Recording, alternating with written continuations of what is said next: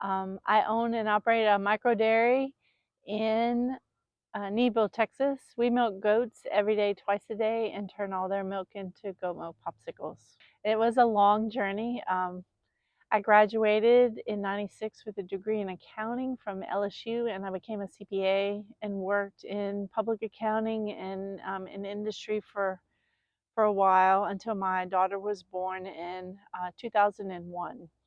And at that point, I took a break from my desk job to figure out what fulfilled me.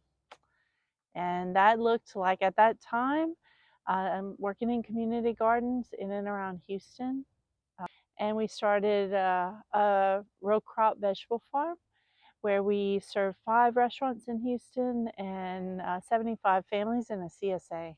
We raised vegetables and chickens and hogs for shares for families. And during that time, my daughters asked for a couple of dairy goats for Christmas. And that in 2015 turned into a full-time job for me. I have a dairy today. We built our dairy in 2015 with the idea that we would milk goats and turn their milk into a value-added product. That's a confection.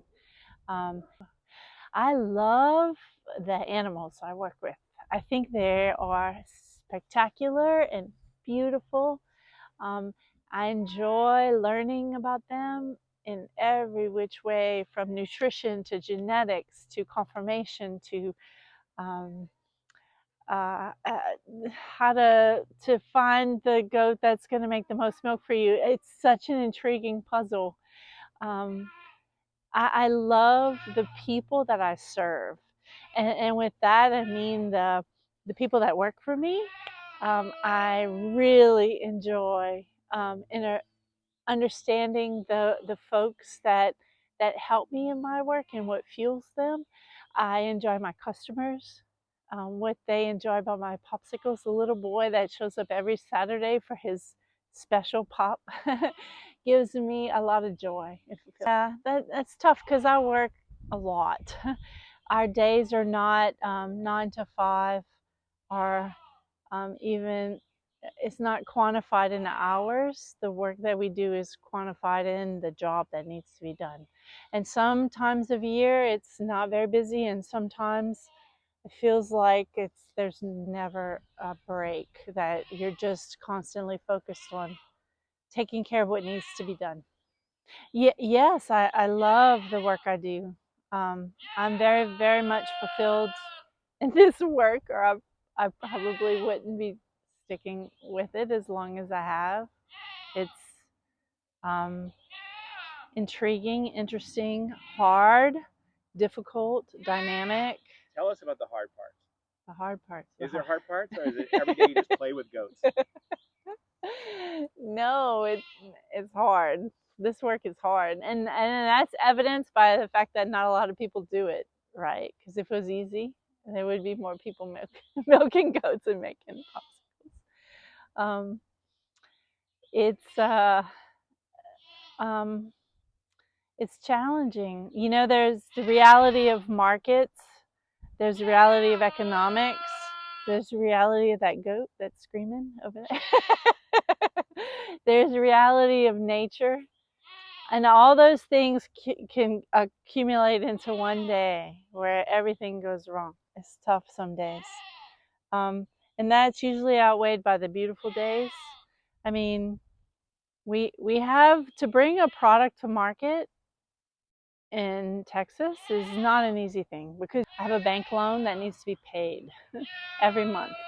And so it means I need to sell enough product to sustain that loan, but also to feed my animals and to care for them in the way that they need to be cared for, and to take care of the people that work for me in the way that I want to see them taken care of. So there's a lot of stress at times. So you could earn a lot more money in a desk job doing something like being a CPA. You know why? And you talk about how hard it is to make a living.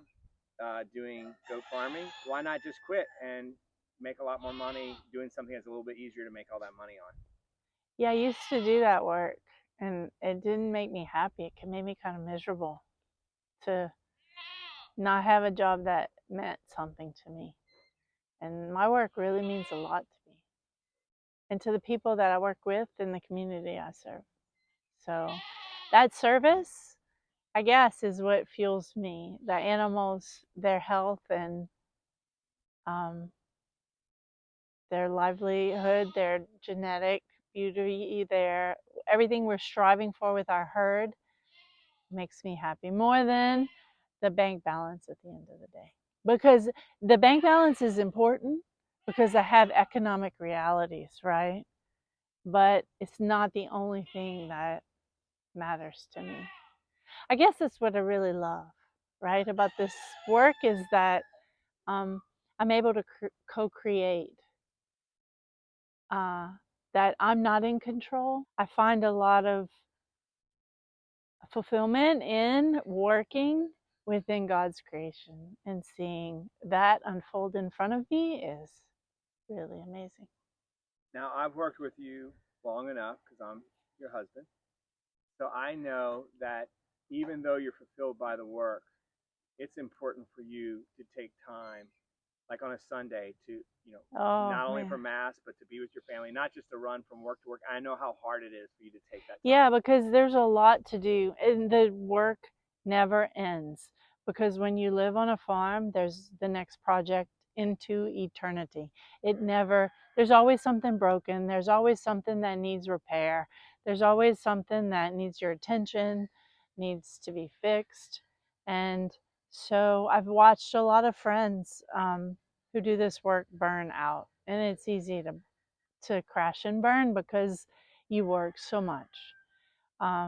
One of the ways that I've been able to sustain my happiness in this work is to allow myself time on Sundays to be with my family, to go to church, to have time for myself and my soul.